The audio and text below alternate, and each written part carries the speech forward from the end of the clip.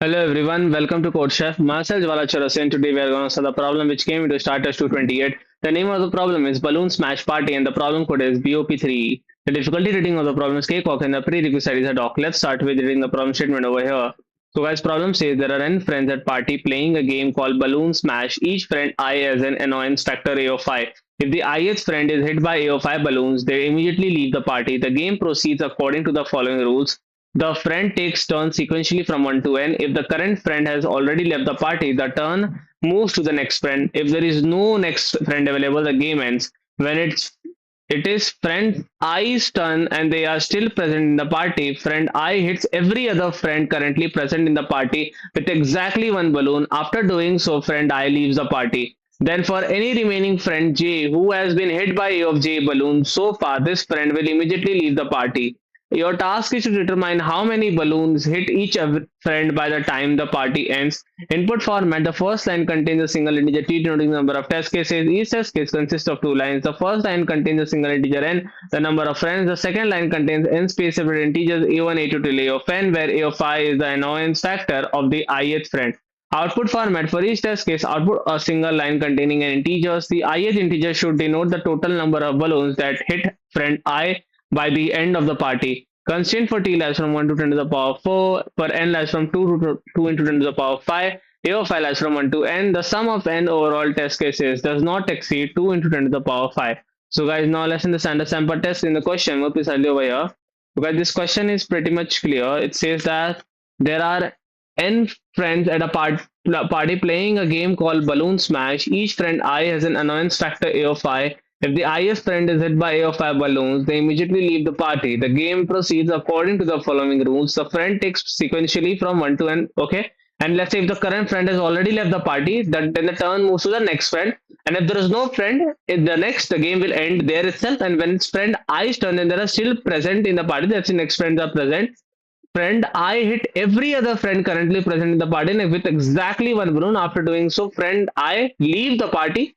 Then for remaining friend J who has been hit by A of J balloon so far, this friend will immediately leave the party. So our task is to determine how many balloons hit each friend by the time the party ends. Okay, let's take the first case n equal to 3 and a equal to 2 comma 2 comma 2. Okay, so initially all friends are 1 2 3 are in the party and has been hit by 0 balloons, right? So turn 1, friend 1 is present. Okay, so friend 1 hits every other present, friend 2 and 3 and get plus 1 each balloons. So it will become 0 comma 1 comma 1, right? So no one has reached the limit, yet limit is 2 for all, right? So friend 1 leaves the party, so the present friend would be 2 comma 3.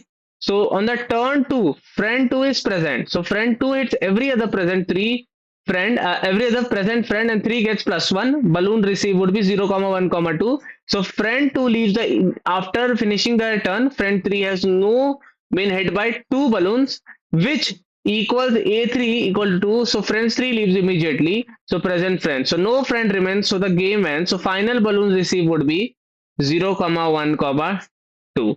So as you can see, the test case is very much clear and simple, guys, straightforward. Now let's move towards the simple solution.